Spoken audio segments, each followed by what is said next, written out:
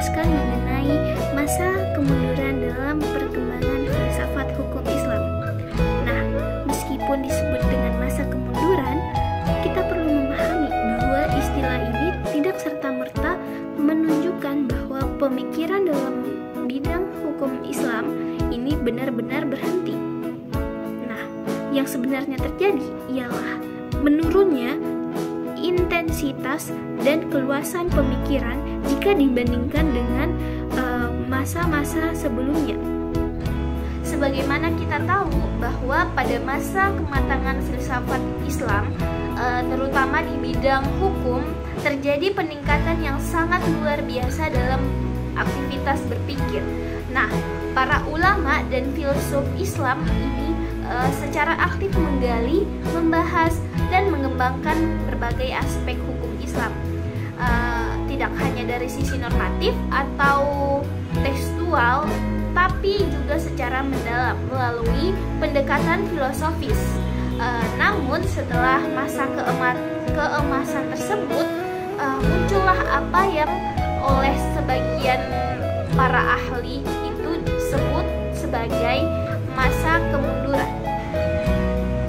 Nah, salah satu tokoh yang menggambarkan kondisi ini adalah Ibrahim Mazkur, yang dimana ia menyebut bahwa abad ke-16 Hijriah merupakan awal dari kemunduran filsafat dalam dunia Islam, khususnya karena telah terjadi stagnasi dalam ilmu kalam. Menurutnya, pada masa ini sangat jarang muncul pendapat-pendapat baru yang bersifat orisinal. Nah, mayoritas ulama hanya mengulang apa yang sudah dikemukakan oleh pendapat para pendahulunya. Dalam konteks ilmu kalam, ini memang dikatakan sebagai stagnasi dalam pemikiran. Namun, penting digarisbawahi bahwa penilaian ini tidak serta-merta bisa diterapkan pada perkembangan filsafat hukum Islam. Kenapa? Karena meskipun pemikiran kalam terlambat, justru pada masa ini terdapat banyak diskusi yang berkembang dalam aspek aksiologi, yaitu kajian tentang nilai-nilai dan tujuan dari hukum Islam. Pada masa ini, sejumlah ulama besar tampil dengan pemikiran yang mendalam, terutama terkait dengan maqasid al-syariah atau tujuan-tujuan dari ditetapkannya syariat Islam. Di antara tokoh-tokoh penting tersebut yang mewakili masa kemunduran ini adalah yang pertama ada Fakhruddin Al-Razi. Beliau wafat pada tahun 606 Hijriah. Beliau seorang pemikir besar yang dikenal dengan analisis rasionalnya dalam berbagai bidang, termasuk bidang hukum. Nah, yang kedua ada Al-Amudi, wafat tahun 631 Hijriah. Beliau seorang ahli usul fikih yang turut memberi kontribusi penting dalam pemikiran hukum. Yang ketiga ada Ibnu Al-Hajj, wafat pada tahun 646 Hijriah, dan beliau dikenal melalui karya-karya penting dalam ilmu usul fikih yang banyak dirujuk oleh generasi berikutnya. Yang keempat ada Ibnu Abdul Al-Salam, wafat tahun 660 Hijriah, yang menekankan pentingnya maslahat dan manfaat dalam penerapan hukum Islam. Yang kelima ada Al-Qarafi yang wafat pada tahun 684 Hijriah, yang dimana beliau menulis banyak karya penting dalam bidang hukum dan maqasid. Yang keenam ada Ibnu Taimiyah yang wafat pada tahun 728 Hijriah. Beliau seorang reformis yang menekankan rasionalitas dan kemurnian ajaran Islam.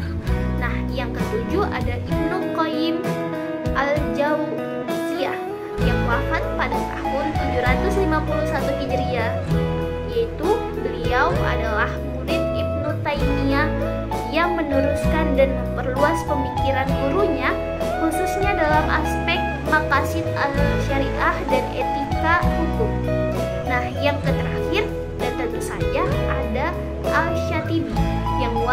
pada tahun 790 Hijriah, di mana beliau yang menjadi puncak dari perkembangan teori maqasid al-syariah dalam sejarah Islam klasik.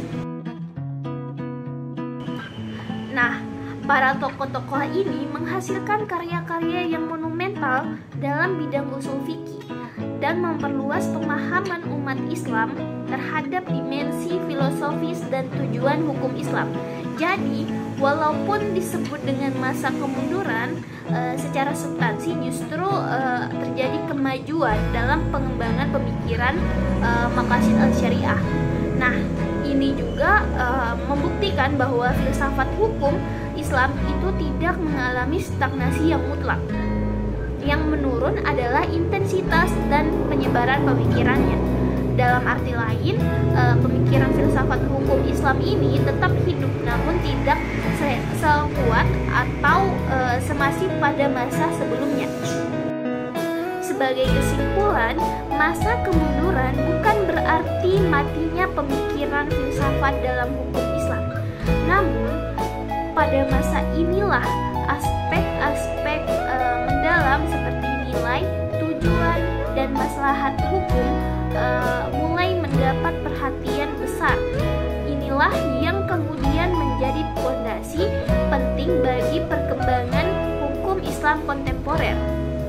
Nah, terutamanya dalam upaya menjawab persoalan-persoalan baru yang tidak secara eksplisit itu disebutkan dalam teks-teks klasik.